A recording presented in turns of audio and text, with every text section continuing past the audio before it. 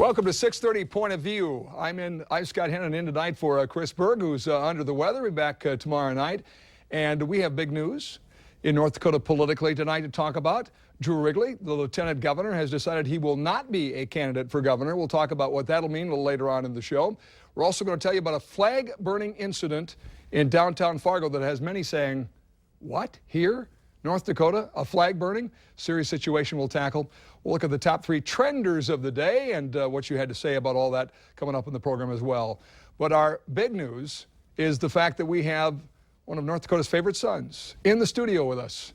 You've seen him on The Voice, and now you see him on 6:30 Point of View. Welcome, Joe Barmersbach. Blind Joe is with us on Point of View. How are you, Joe? Hi, Scott. I'm fantastic, man. How are you doing? Fantastic. Glad to have you very much. Glad to have you here without question. This is going to be a lot of fun, and you know a lot of us have been rooting for you, right? Yes, and I can't thank you guys enough. There's been such an outpouring of support on social media and on blindjoe.com, and it's like getting big warm hugs from everybody. It's totally awesome. I read a story about how your love of music really goes back to when your mother was pregnant, and your parents were told that you were going to have some challenges and possibly not even make it, and ultimately did make it. But talk a little bit about that. What your parents found out at the very early stages of your life. Sure. Well, I was born 3 months premature and had a 98% chance that I wasn't supposed to make it. And they told my parents if I did make it, I would be severely multi-handicapped.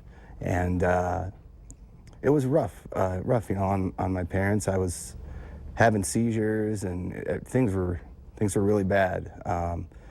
But I pulled through, and the only thing that went, I guess, wrong was my retinas were detached. So I have what's called retinopathy of prematurity. But because of that, you had a very strong love of music very early on that came from your grandfather, right? Yeah, my grandpa, was in a couple of bands in the North Dakota area, and he always loved country music, so he got me onto Hank Williams and Hank Jr. and, Merle Haggard and Waylon and Willie and all that kind of stuff.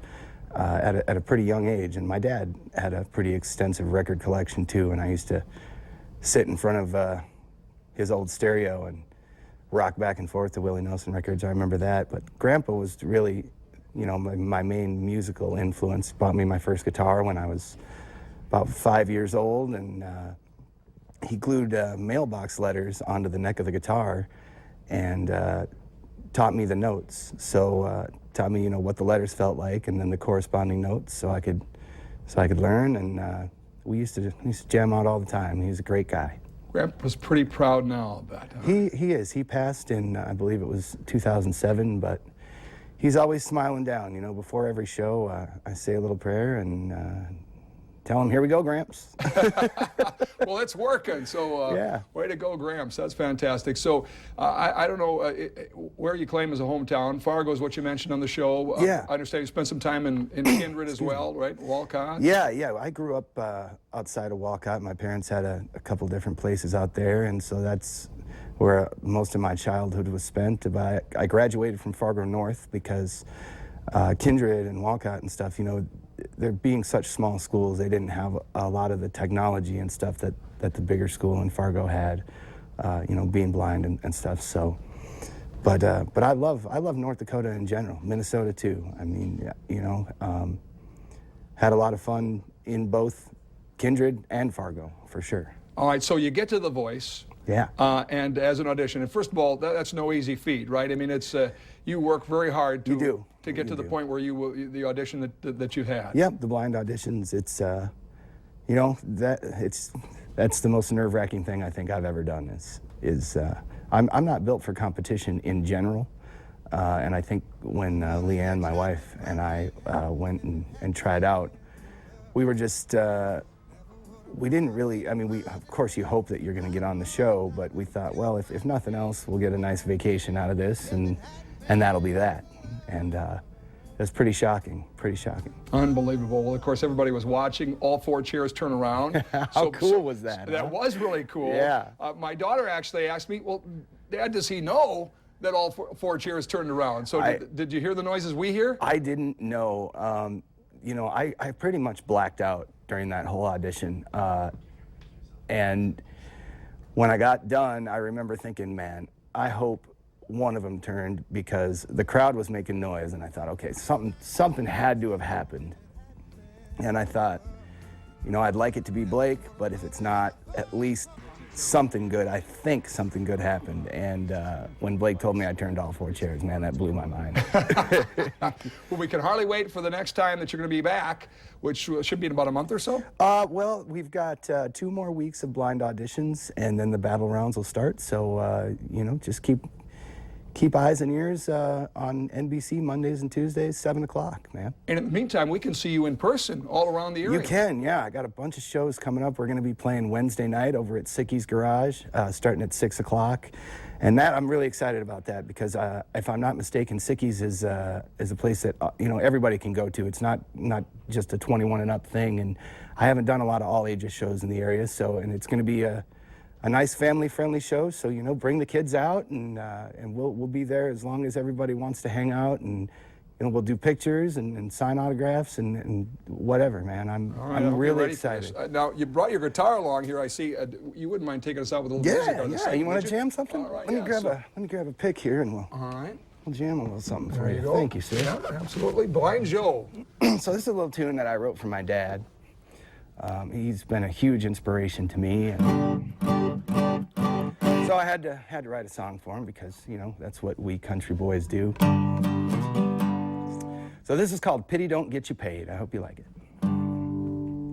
When I was just 14, my daddy sat me down, said, listen up, boy, 'cause I ain't messing around. There's things in life you have to understand. He said, since you can't see, you gotta work twice as hard. But whatever you do, don't pull that can't see card. 'Cause working's how you make yourself a man. And always remember that pity don't get you paid, and whining won't make you a winner. Being a jerk won't get you made. In this world, you gotta work for your dinner. He said, son, you give them all you got. No giving up, boy, don't you ever be a quitter. When you're blind, you gotta be self-made. 'Cause pity don't get you paid. He said, if you wanna lead the life that I know you wanna live, feeding your family and earning respect, well, you're never gonna do it from a one-room apartment, cashing in a monthly government check. You gotta be tough on your toes and a little better than the rest, 'cause that's the only way you're ever gonna be a success. Son, you're gonna have to work harder than you ever would have guessed.